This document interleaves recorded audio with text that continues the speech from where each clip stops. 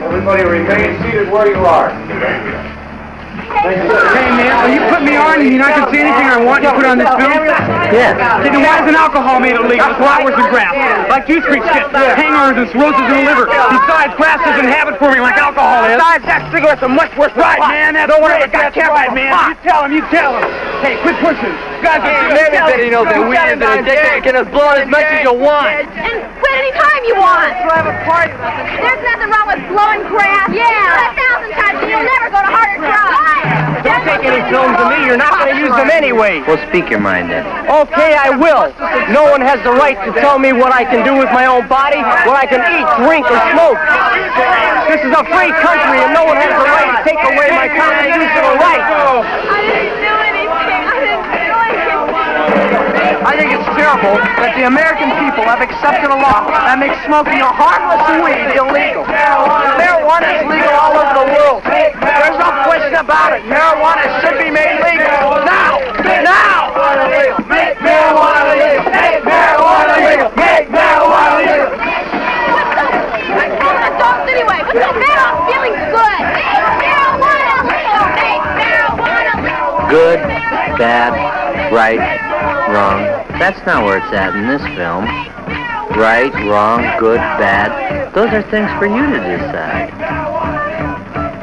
Many people have already decided for themselves, and you, whether grass is good or bad. What's most important is what you think. So without any preaching from this film, let's examine the facts and only the facts. There are too many false impressions and prejudices to do it any other way. Okay, then why isn't alcohol made illegal? It's a lot worse than grass. Like take juice freaks, man. They get hangers and cirrhosis of the liver. Besides, grass isn't habit forming like alcohol. Right. The facts are, if you drink enough, alcohol will give you hangovers, cirrhosis of the liver, and what's more, it can even kill you. If you are a certain emotional and psychological type, you may become dependent both physically and emotionally and will join the 5 to 6 million known alcoholics in the United States. Now, what are the facts about marijuana? What do doctors and psychiatrists have to say about which is worse for you physically and emotionally, alcohol or marijuana? The facts are, at this time, there are no known damaging physical effects from the use of marijuana. But, unlike alcohol, when you take too much at one time, you don't pass out. You more than likely run the risk of an unpredictable and unpleasant bummer.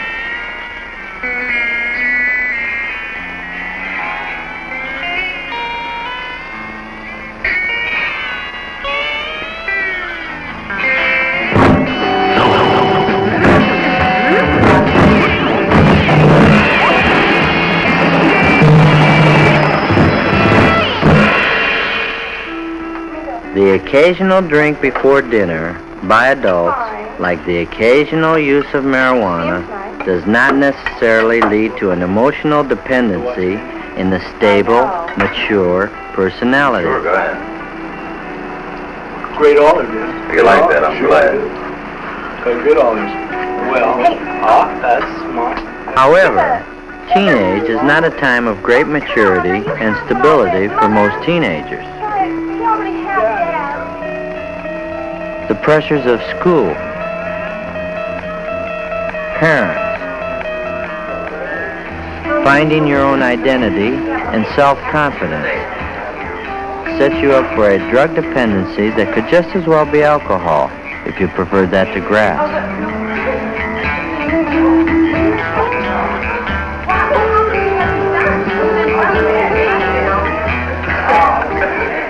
Some adults are not mature or strong enough to stand the pressures of their daily lives.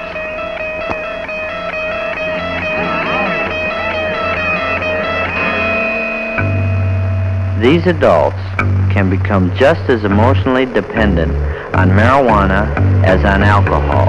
whichever is more socially acceptable and easier to get. Even when the alcoholic is physically withdrawn from his body's need for alcohol, he always goes back to it until he learns how to handle his problems.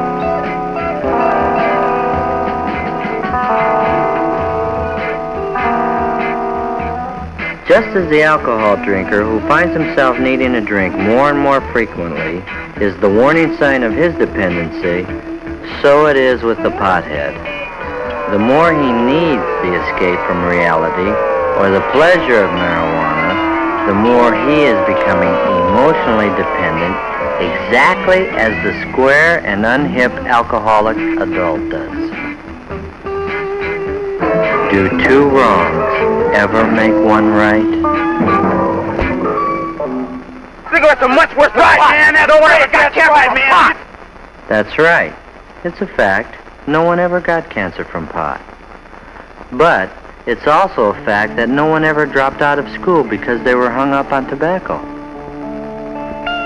And no one who just finished smoking a cigarette ever forgot she was driving a car as she tripped out on the beauty of a back road nature trip.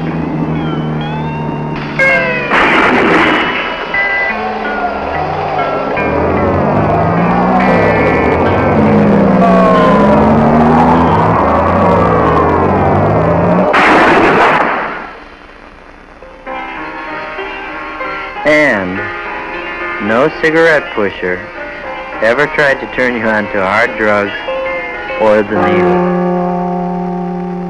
Another basic difference is that you can smoke cigarettes and do other things. You wouldn't dare to do this on pot. Or this. Or this. And would you rather your pilot had just finished a joint, not a cigarette?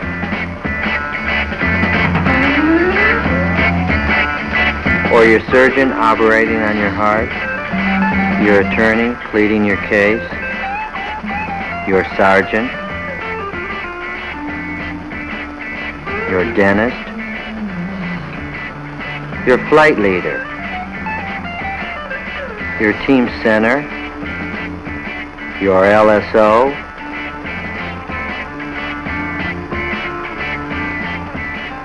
Your school bus driver? Your country's astronaut?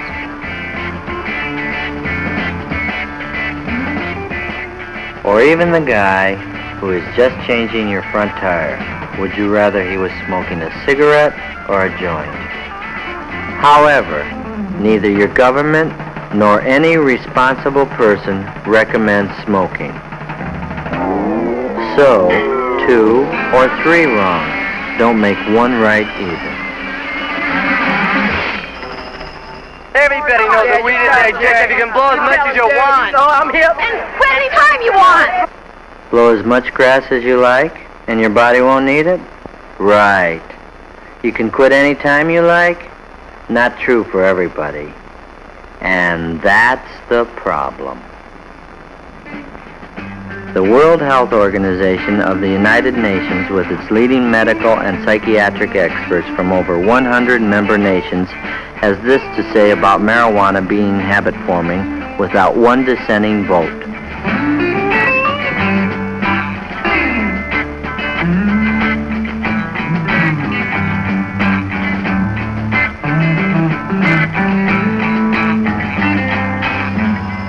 There's nothing wrong with blowing grass. Yeah. 1,000 times, and you'll never go to harder drugs.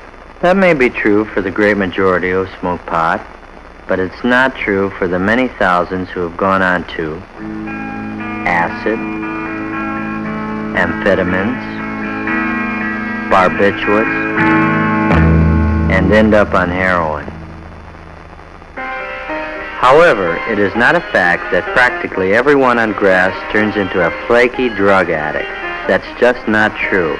Every informed person knows this. What is true may be discovered in this narcotics rehabilitation center in some of the group therapy sessions, where we will learn what former drug addicts have to say about marijuana turning them onto hard drugs. How many of you started on pot before you started heroin? I did. I did too. I did too. I did. So did I. I did. I did. Me too. Me too. I did. I did. So did I. I did. I did. That means all of you have used marijuana then. Yeah. I was 11 when I first started using. I was about 19. I think it's kind of hard to deal marijuana because it's so bulky, you know, and you have to go through the trouble of chopping it up and cleaning it. I think it's much easier to deal heroin, you know, than marijuana. Really, because, you know, all that bulk and everything, it's much easier just to have a small bag of balloon that you can carry, and then you can cut that up and get a lot more money for it.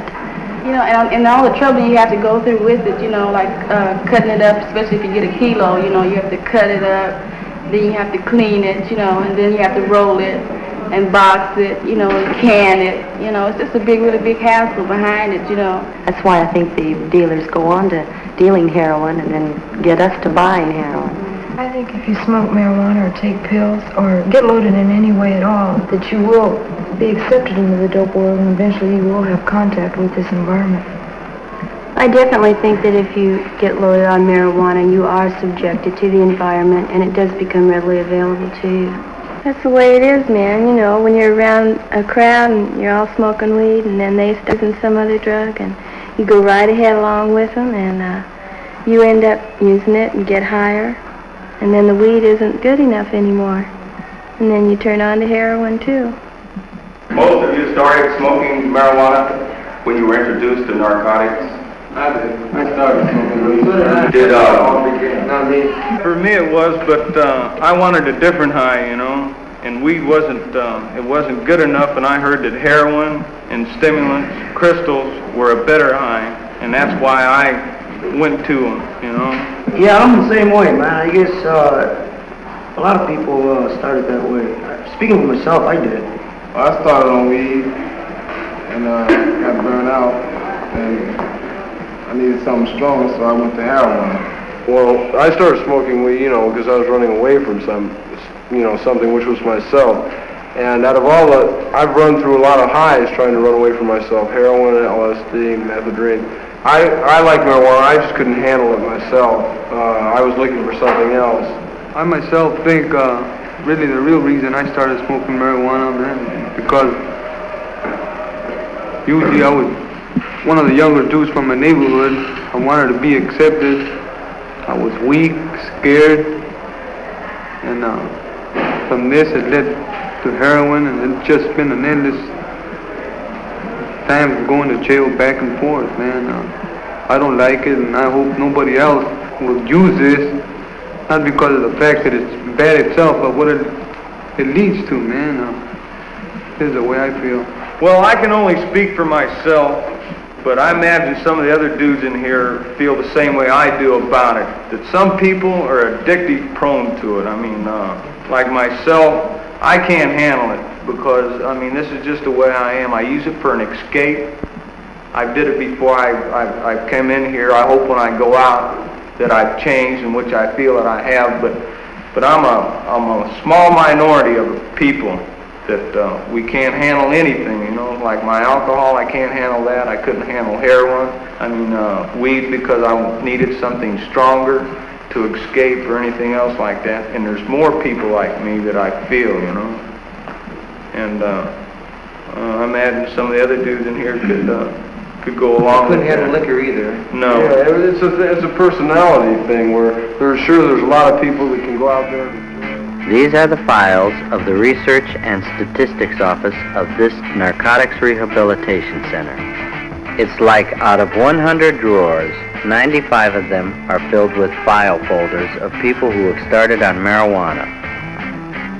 The rest started on glue, pills, alcohol, and a few on heroin itself. A more accurate percentage is 78% of the inmates started on marijuana. However, what the computer doesn't say is There's certain kind of people that will avoid taking care of business and will turn to grass when they get hung up and forget about everything else they're supposed to do when they're behind grass. Marijuana doesn't, it's not addictive, but by using it, you don't do the things that you should do. For instance, like in school, you try to do the things that you have to do in school, but your mind is it's not all there, you understand? Nobody can tell me what to do with my own body, what I can eat, drink, or smoke. This is a free country, and nobody has the right to take away my constitutional rights. That could be a fact if you were the only one affected by what you do. But the Constitution and the laws that came out of it were designed to protect the individual and the group from irresponsible individuals, which is why there are speeding laws, building safety laws, pure food laws, pure drug laws, laws to protect your money, laws to protect children, laws to protect the aged, and even a law to protect you from taking your own life.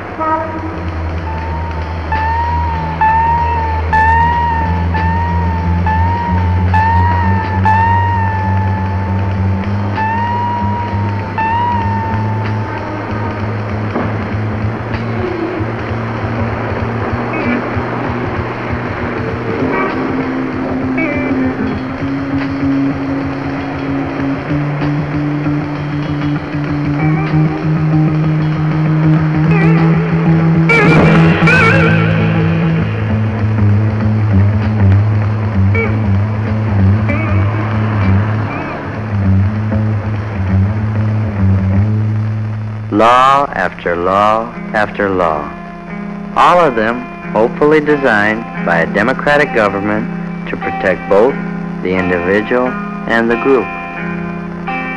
From aspirin to the latest vaccines, the manufacture and control of all drugs is government supervised.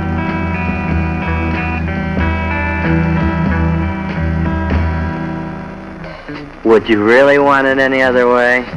Like without government supervision?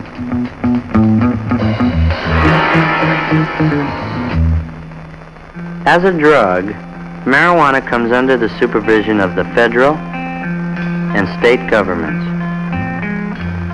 It is the assigned work of the police to enforce the law. It is not something they dreamed up on their own. From the Ten Commandments to the Constitution, man has made laws to protect him from hurting himself in the common interest of the group called society. Doctors, psychiatrists, social scientists, chemists, biochemists, basically people who are primarily concerned with the ethics or morality of the use of marijuana, have provided their expert knowledge to our legislators, which in turn has caused them to pass laws to make marijuana illegal, not as a matter of morality, but as a matter of health, mental health, period. I think it's terrible that the American people have accepted a law that makes smoking a harmless weed illegal. Marijuana is legal all over the world. There's no question about it. Marijuana should be made legal. Now! Now! Make marijuana legal! There's no question about it. Many young people agree with that. Let's examine the facts. First, marijuana is not legal all over the world. It isn't legal in Mexico, Egypt, India, Great Britain, China, Japan, or any of the major nations in the civilized world. Nigeria is one of the latest countries to make marijuana illegal. Here, the pusher is given the death penalty.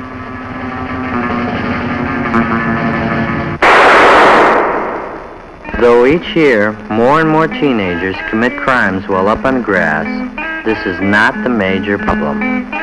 However, grass as a factor in crime must not be overlooked, especially in that percentage of unstable and aggressive types and those who wind up in trouble with the law because of something done while they are high on pot.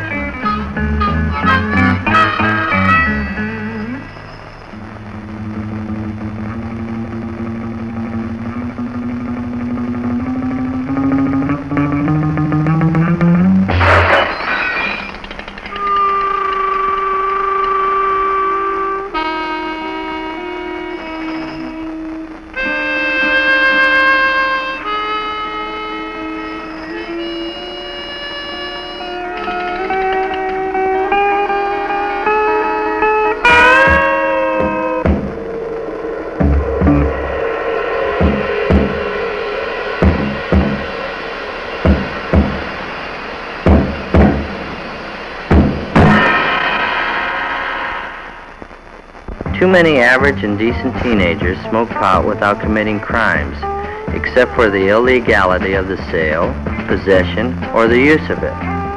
So, why not make it legal? Why not bring it out in the open and make it legal in America? It's just that there are too many unstable people in America who would become emotionally dependent on marijuana and end up as non-functioning weed heads.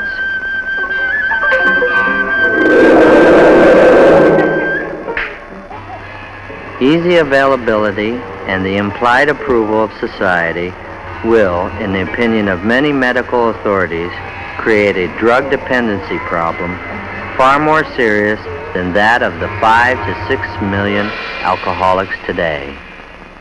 If the acknowledged effect of marijuana is much greater than alcohol, it becomes easy to see why the emotionally unstable and immature may turn to marijuana in even greater numbers than to alcohol, and eventually go to more dangerous drugs in the form of LSD, pills, and heroin. Who, me? Who, me? Who, me? Who, me? It's possible. Who, me? And that's the problem. You can never tell who is so stable and so emotionally secure that they will not become dependent on marijuana or other drugs for pleasure and full-time escape. What's the matter? I'm feeling good. Nothing, baby. Nothing.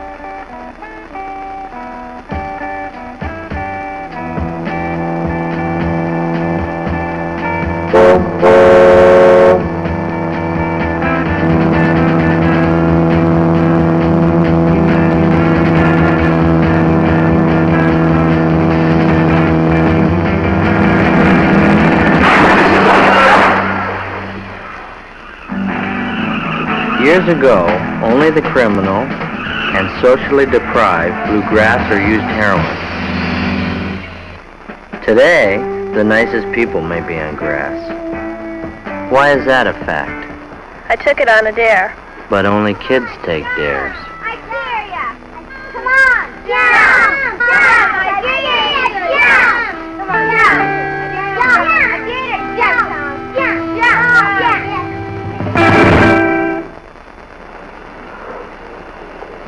Man, everybody blows pot. But everybody doesn't blow. I don't want it, man. I don't want it. Take a hit. No, I don't want it. I don't want it. Come on, Craig. No. Take a drag. It won't hurt you. Come on. You got The first sign of character and emotional weakness is when you do things just because others are doing them. When I'm high, it enhances my creativity. This is the same subject matter and painter for both paintings. One was painted before going up on weed, and the other while high on weed. Can you see any significant creative difference? When I'm high, it enhances my creativity. The artist thinks he's being more creative, but do you see it in his work? To some extent, the very inhibited person may feel a greater freedom to be creative, but this doesn't mean he will have the necessary talent to be so. It really makes me understand myself. If you don't understand yourself when you're down, then there's no logical or scientifically accepted reason that you will when you're high. Besides, while you're up on grass, you may tell yourself only what you want to know, if you are lucky enough not to be on a bad trip and discover a frightening thing about yourself at that time.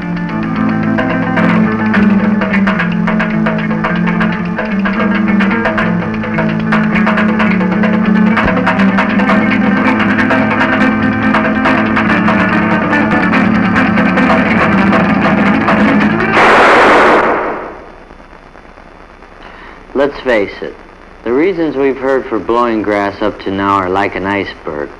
What about the underlying reasons that are like the 90% of the iceberg you never see? The reasons below the surface that makes teenagers get so hung up on marijuana in spite of what their parents say and in spite of the big risk of being busted. The world stinks. Adults keep making wars. Next war will probably kill everybody on Earth, including me. Parents are hypocrites. They tell us one thing, but then they do another. Why don't they practice what they preach? Why are adults so hung up with making money? That's all they think about. School's a real bummer. Dull teachers, dull subjects. I just can't wait to get out. Why can't we dress the way we want in school? Sure, we're old enough to be drafted, but we're not old enough to vote. Why are they always treating us like children? Adults never have time to listen to us. And when they do, they just don't think what we're saying. If adults like to make war so much, why don't they go and fight in them? I'm better educated than either of my parents, but they don't listen to me. How can I plan for the future with the draft waiting for me? Why don't you come back some other time when everything is all right with us? And in the meantime, I'll do what I want to do here, and you do what you want to do where you live. Dig? Why shouldn't I smoke grass? Why shouldn't I live now and have all the fun I can? If I don't get killed in the war or by the big bomb, all I can look forward to is making money like my father, and I know he isn't happy. You know, sometimes I think it's like a war. Everyone over 30 is the enemy. Over 30? Over 25. Obviously, these are things that bug a lot of the young people. But this time, rather than hear from the establishment, who run newspapers, radio, television, book and magazine publishing companies, political parties, and schools, let's hear from those other teenagers who aren't smoking pot. Not all teenagers are on grass. I'm not, and my close friends aren't. Every time someone wants to turn me on to pot, they tell me I'll discover myself. Well, I don't need that kind of crutch. Besides, I've never seen any potheads come up with any kinds of answers that help them cope with the kind of problems they have, or I have.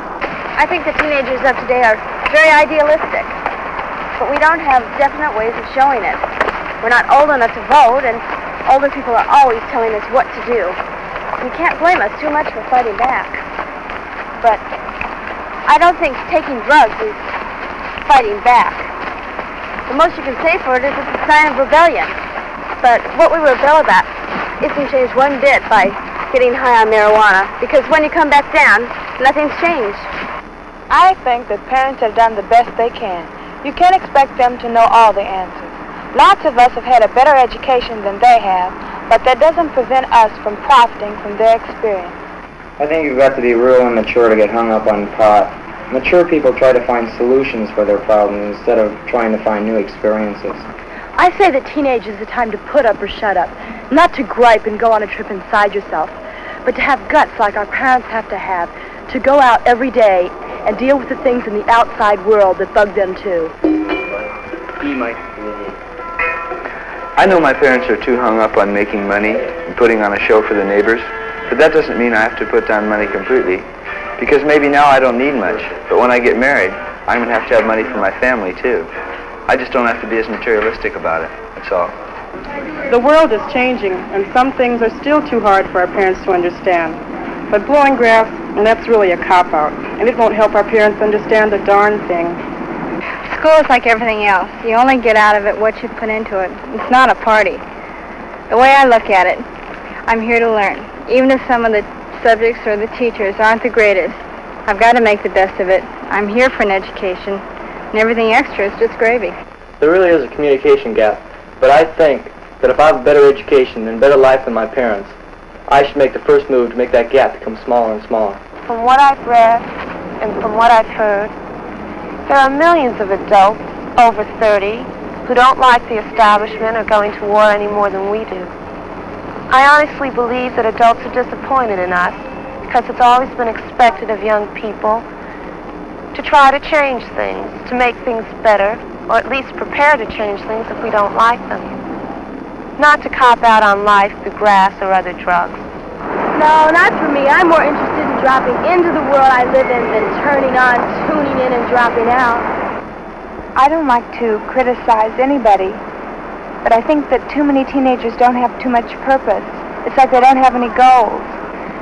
I don't mean that they should just be planning to make money and all that, but I think that trying to find something you'll enjoy doing for the rest of your life is the least you can do now, because everybody has to work, even girls before they get married, and even after they do. I think too many teenagers traded in their idealism for a stick of weed. When I see some teenagers acting superior to those of us who don't need drugs to feel good or understand ourselves, I get real bugged. Well now, you've heard from both sides of the question. But what you do with your life is up to you. If you become a pothead, you risk blowing the most important time of your life, your teenage. That unrepeatable time for you to grow up and to prepare for being an adult that can handle problems and make something meaningful out of life. Or you have the choice to have the courage to see and deal with the world for what it really is. Far, far from perfect, but for you and for me, the only one there is. While it's true that some of you will actually go to the moon and perhaps other planets, it's also true that in a few short years, this world will be your establishment, and you will be the establishment, and what you do or don't do about it will be your scene. You're the generation with the brain power and the opportunity to do more for the human needs of this world than any other generation in history. Let's hope that your teenage children don't have too much criticism about what you did or didn't do because you were on pot.